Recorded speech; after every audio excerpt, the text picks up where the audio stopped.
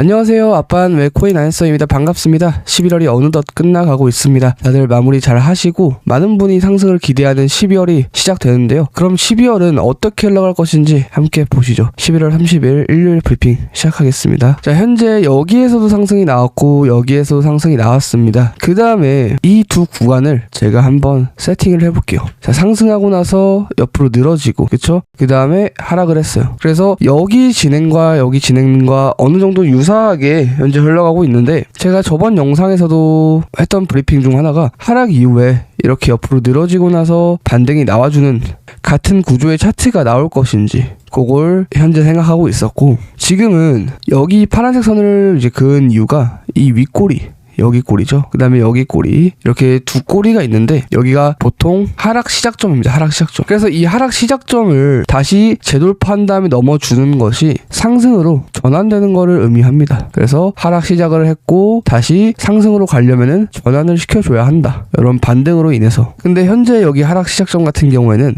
이런 바닥을 한번 찍어줬기 때문에 여기에서 어느 정도 이런 추세도 만들어지고 아니면은 렉자리까지 같이 형성되어 있기 때문에 이 하락 지점을 단순히 돌파하는 것만으로 이제 상승 시작이구나, 이러한 상승을 계속 추가적으로 볼 수 있겠구나. 여기에서는 이제 하락 시작점을 돌파하고 나서 그 다음에 한번 테스트 나고 나서 상승이 나왔었죠. 그러면 여기서도 한번 돌파 나오고 나서 테스트 나오고 상승이 나올 수 있는 이런 그림도 그려볼 수 있고, 아니면은 돌파 나오고 나서 눌리고 추가적인 하락이 또 나올 수 있는 거고, 아니면은 돌파를 하지 못한 채 조정이 나올 수 있는 거고, 아니면은 돌파를 하고 이러한 조정값 없이 그냥 추가적으로 달려버리는 그림이 나올 수 있는 겁니다. 여러 가지 그림들이 있기 때문에 그런 것들을 하나하나씩 차트 진행해가면서 따져봐야 하는데, 여기 꼬리를 이러한 넥자리를 만들어줬기 때문에 여기를 돌파한다고 상승으로 볼 수 있는 게 아닙니다. 그럼 어디를 돌파해야 될까? 당연히 최고점을 돌파해야 합니다. 여기 돌파로 왜 상승을 보지 못하냐면은 여기처럼, 여기랑 다른 게 뭐냐면은 여기 한번 찍어주고 반등 쳐주고 그 다음에 또 찍어줬어요.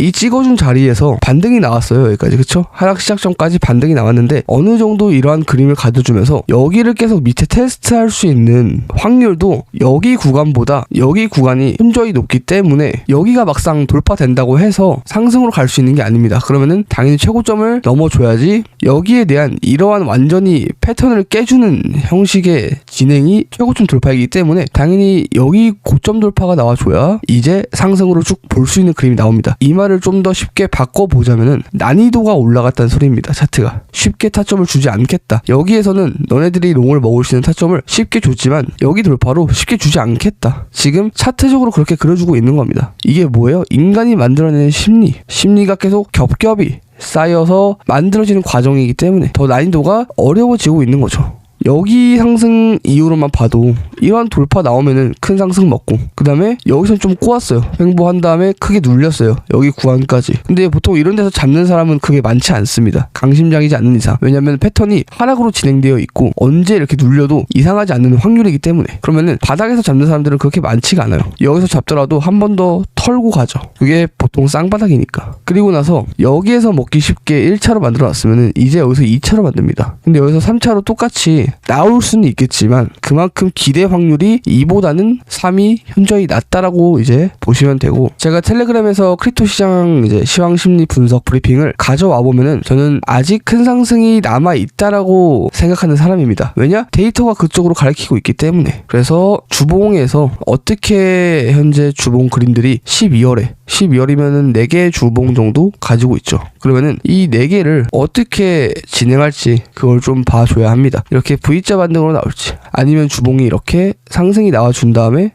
다시 이렇게 조정이 나올 수 있는 주봉이 나올 수 있는 거고, 여러 가지 각을 좀 많이 봐야 되겠죠. 그래서 난이도가 올라갔다라고 보시면 되고, 근데 그렇게 어려운 난이도도 아닙니다. 왜냐면은 다 대응 가능한 구간에서만 대응하면 되기 때문에. 그 다음에 데드스터디 현물 선물이 있습니다. 현물은 유튜브 가입한 다음에 7일 후에 입장 가능하고 선물은 바로 입장 가능한데, 현물방에서는 11월 26일 새벽 1시에 알트장이 올 것 같다, 상승전 분위기다라고 제가 브리핑을 드렸습니다. 그래갖고 그 이후에 가두리 펌핑이 시작되었죠. 그리고 대응 방법이 11월 25일에 한 주 브리핑으로 어떻게 알트코인을 대응해야 할지, 어떤 기준으로 매도를 해야 할지 다 알려드리고 있습니다. 선물은 뭐 제가 86.5K, 87K에서 롱을 잡았고요. 보통 요즘 되겠죠. 제가 원래 예전에는 노하우를 다 공개하려고 했는데 공개하고 있었고, 유튜브만 봐도 돈 버는 기술 매매법 여기 보시면은 예전에 엄청 많이 노하우들을 계속 올려드렸는데 내가 이걸 먹으면서까지 이렇게 정보 제공을 해줘야 하나 생각이 들더라고요. 진짜 꿀팁들인데. 그래서 이제 스터디를 좀 시작하게 된 것도 있고 한데 3만원에 이렇게 배우는 영상이 요즘에 없습니다. 제가 3만원 가지고 장사를 하는 것도 맞긴 한데 제가 이런 입장에서 벤치마킹을 안 해볼 순 없잖아요. 근데 다 해보면은 3만원 가지고 이런 퀄리티를 받을 수 있는 곳이 없어요, 여러분. 거래 수수료도 3만원 이상 낼 텐데 배움에 돈을 아끼는 것은 전 아니라고 보고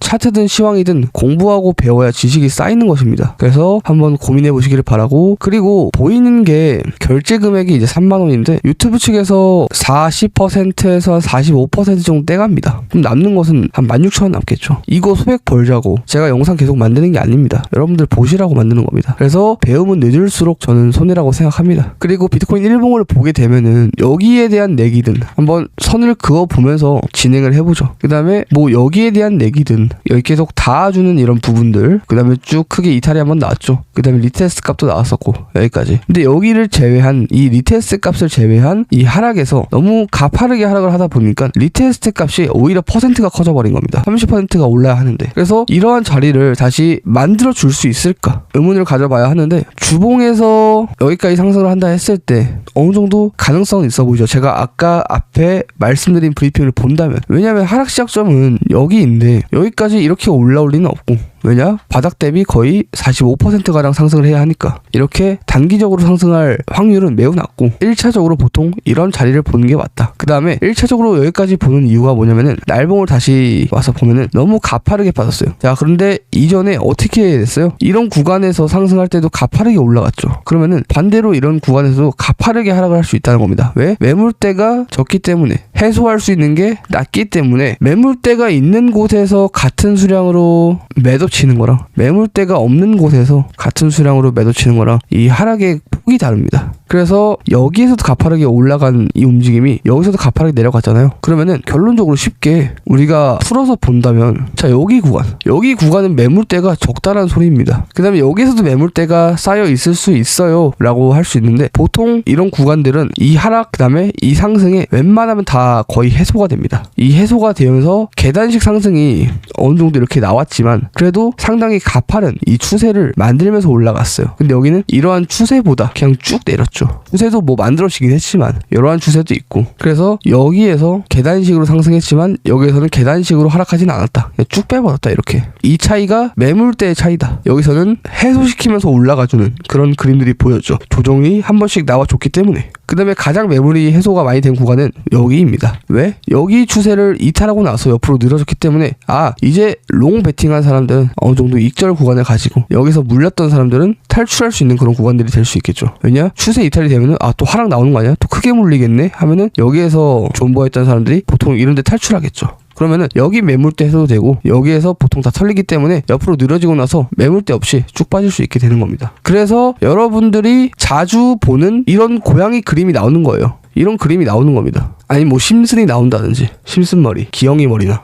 그 다음에 이제 업비트입니다. 알트코인들이 지금 업비트에서 가두리 펌핑을 시작했죠. 그래서 알트에 이런 것도 많이 올랐고, 바닥 대비 대략 한 몇백 퍼센트 정도 얘도 많이 올랐고. 그래서 제가 현재 몇 가지 좀 열어놓고 있는 게 뭐냐면은, 첫 번째, 알트 매집봉일 가능성이 좀 있다. 이 지금 상승한 이 봉들이 매집봉일 수 있겠구나. 아니면은 시즌 종료를 의미하는 상승일 수 있겠다. 세 번째, 상패 예고를 하는 상승일 수 있겠다. 왜 상패 예고를 조금 같이 뒀냐면은 메이저가 오르지 않았어요. 그래도 준 메이저만큼은 좀 올라줬어야 되는데 지금 오른 코인들 보면은 다 스캠들이에요. 다 너무 근본 없는 애들 코인이 오르고 있기 때문에 지금 상패당할 애들이 좀 크게 펌핑을 주는 게 아닐까, 이런 사례도 많았었고. 시즌 종료는 뭐냐면은 보통 시즌 종료 전에 시가총액 낮은 애들이 상승을 합니다. 높은 애들보다. 그래서 이런 것도 한번 생각해 볼 수 있고, 알트 매집봉은 당연히 거래량 수급이 들어오고 그게 상승이 나왔기 때문에 이게 매집봉으로 볼 수 있을까라는 것도 같이 전제 조건이 이렇게 있는 겁니다. 그래서 요 세 가지 플러스로 뭐 더 있을 수 있겠지만 더 생각해 보면서 대응을 한번 해봐야겠죠. 그래서 알트코인이 앞으로 어떻게 움직일지는 조금 더 지켜봐야 하고, 일단은 뭐 거래 대금을 눌러서 좀 시가총액 있는 애들을 보면은 뭐 비트코인도 그렇고 그리고 어느 정도 반등이 살짝 나와주고 있는 상황에서 알트코인이 그래도 상승이 나와주고 있는 거라 뭐 흐름 자체는 나쁘진 않은데 조금 불쾌한 상승을 계속 만들어주고 있다. 그리고 이렇게 상승해도 또 다시 빼버리고 상승을 해도 또 다시 빼버리기 때문에